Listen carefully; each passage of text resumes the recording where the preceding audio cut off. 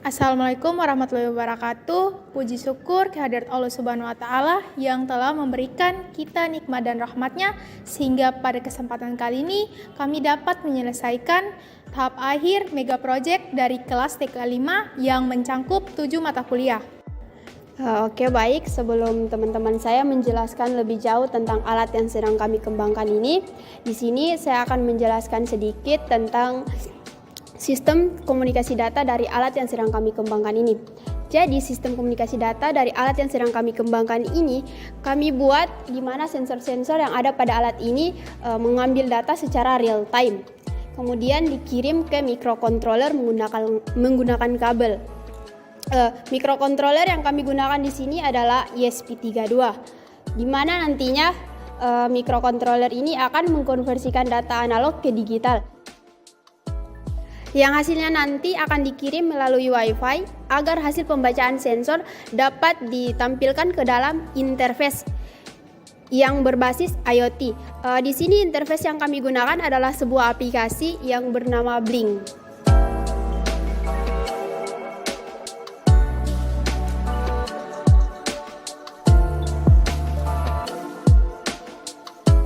Sebelum saya menjelaskan pada bagian interface-nya, saya akan menjelaskan terlebih dahulu pada bagian arsitekturnya. Jadi pada bagian arsitektur kami membuat alat inkubator dan merancangnya agar pemakaiannya lebih efisien dan nyaman untuk digunakan. Jadi teman-teman bisa lihat di sini terdapat 7 alat yang digunakan.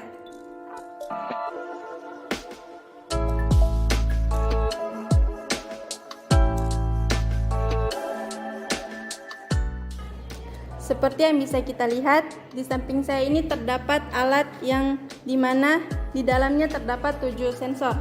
Yang dimana sensor pertama yaitu sensor suara. Sensor suara sendiri berfungsi untuk memastikan keadaan bayi yang ada di dalam inkubator.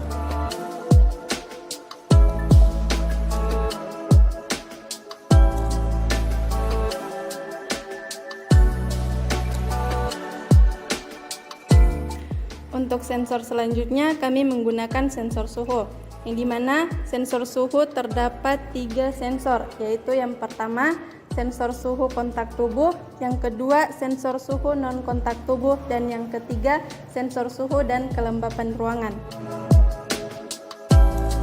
Untuk sensor yang pertama yaitu sensor suhu kontak tubuh. Di sini kami menggunakan LM35. Dipasang dalam alat agar bisa digunakan untuk mengecek suhu tubuh pada bayi tersebut dengan cara menempelkan sensor pada bagian tertentu pada tubuh bayi.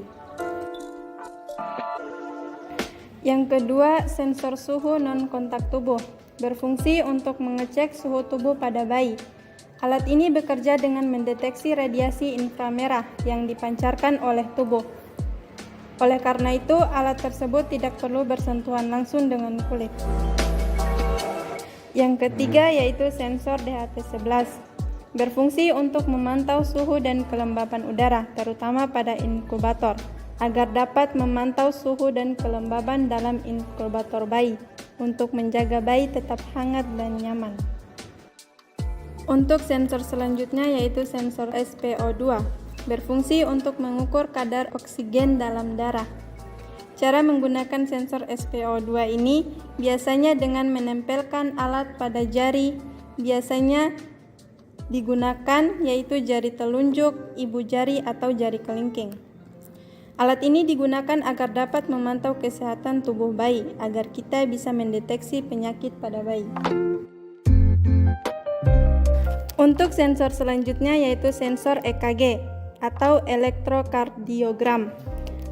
Berfungsi untuk mengecek keadaan detak jantung dari bayi, agar jika keadaan jantung dari bayi melemah, kita bisa meminimalisir keadaan yang bisa membuat bayi jadi lebih buruk.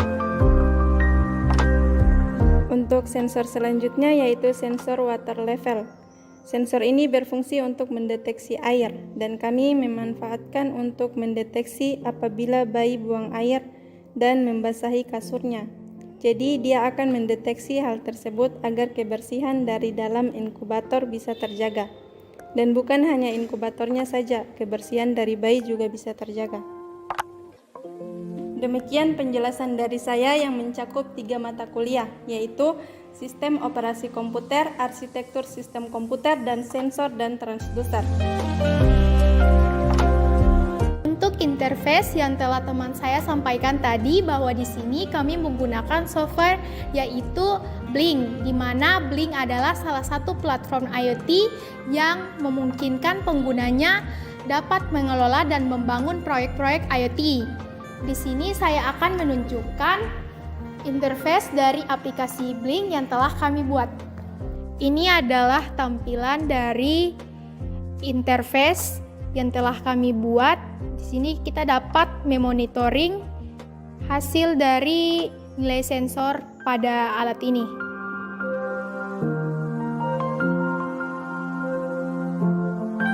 Untuk interaksi manusia dan komputer, di sini masih sebatas menghidupkan dan mematikan hasil pembacaan dari sensor. Bisa dilihat.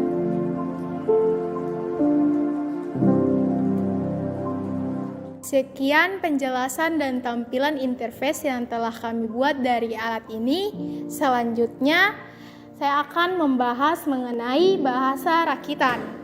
Pada proyek ini kami menggunakan bahasa C atau bahasa C++, di mana adalah bahasa tingkat tinggi.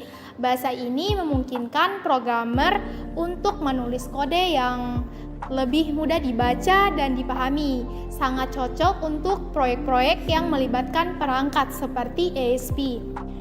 Untuk selanjutnya, saya serahkan kepada teman saya untuk menutup presentasi kami. Sekian dari presentasi kami terkait alat yang sedang kami kembangkan ini yang mencakup 7 mata kuliah, yaitu Sistem Operasi Komputer, Sensor dan Transducer, Arsitektur Sistem Komputer, Interface dan Periferal, Bahasa Rakitan, dan Interaksi Manusia dan Komputer. Kurang dan lebihnya kami mohon maaf. Wassalamualaikum warahmatullahi wabarakatuh. Bye-bye.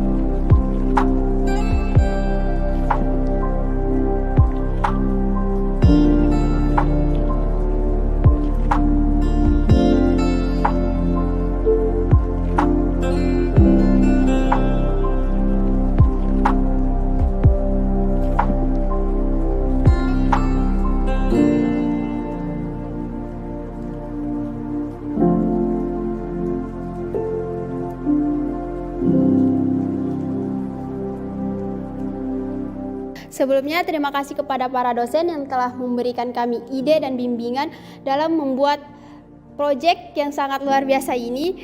Kami ucapkan terima kasih kepada Pak Ishamsir. Terima kasih juga kepada Pak Imam Hizbullah. Dan terima kasih kepada Bapak Fahrijal Johar dan Bapak Darmawan. Terima kasih.